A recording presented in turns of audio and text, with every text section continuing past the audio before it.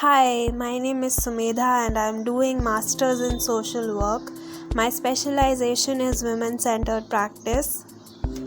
Last year, my seniors, as a part of their assignment, were divided in 4 groups. All the 4 groups held 4 different campaigns on the campus. I attended all the 4 campaigns, and through this video I would like to share my experience. The first campaign was about shattering the myths around body and beauty. One poster highlighted how the beauty industries profit off our insecurities and supposedly biggest flaws, including acne, skin and hair color, body hair, etc. Reading of the play The Vagina Monologues was also organized by this group. One poster highlighted the change in beauty standards in Hindi films. The group invited people to write down the things that they see in themselves while looking into the mirror and the things that they tried to show while taking their picture. So for example, someone said that they would hide their body fat in their picture, but they would see their smile in the mirror.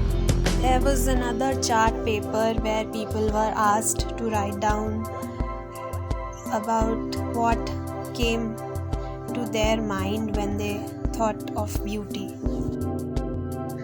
The second campaign was about gender, disability and sexuality.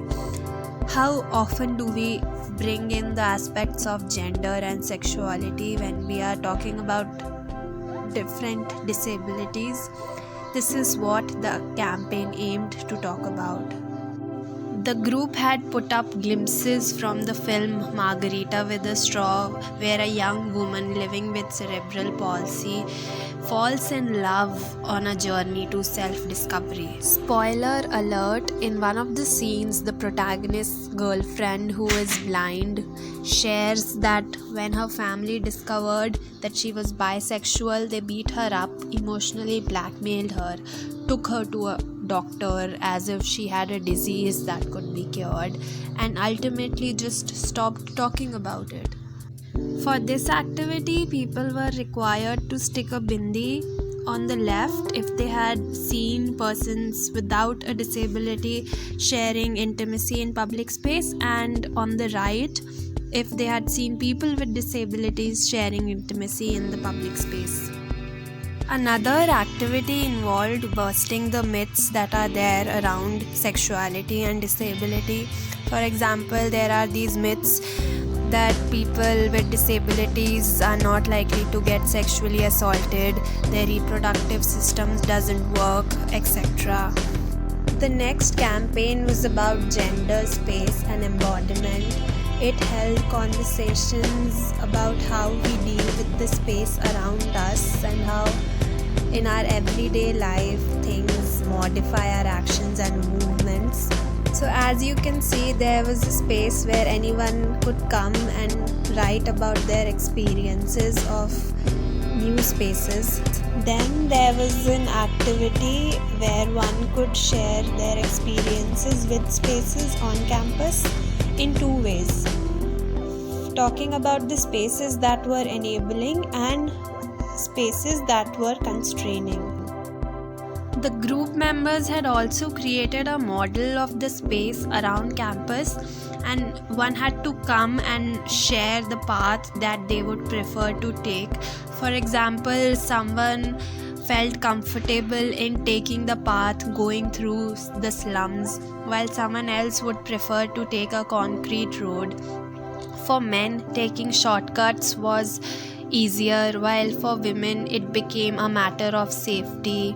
Some people felt like taking a road through a deserted area, while others preferred to walk on a busy street.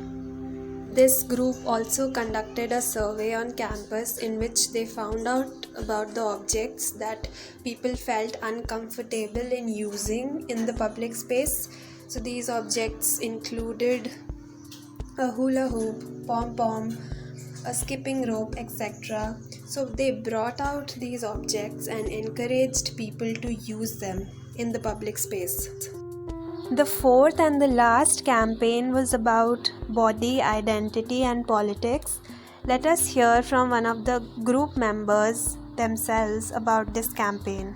Through our campaign, we wanted to start conversations around gendered body within the campus and address the politics around it, and along with it, the assumptions around sexuality.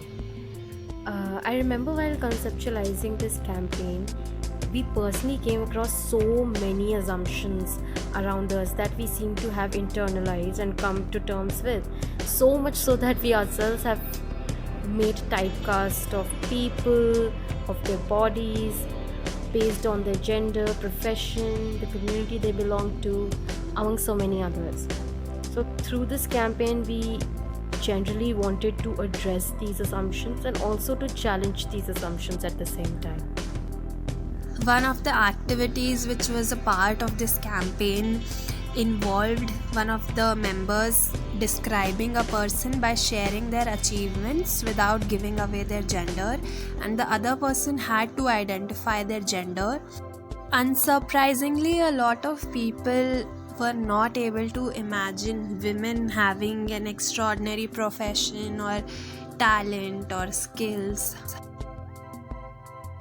I strongly feel that doing things like campaigns as an assignment is an interesting idea.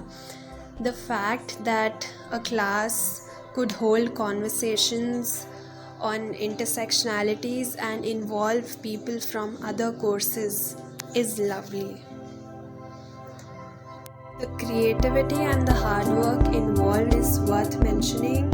Also, I cannot help but appreciate these people for carrying out the campaign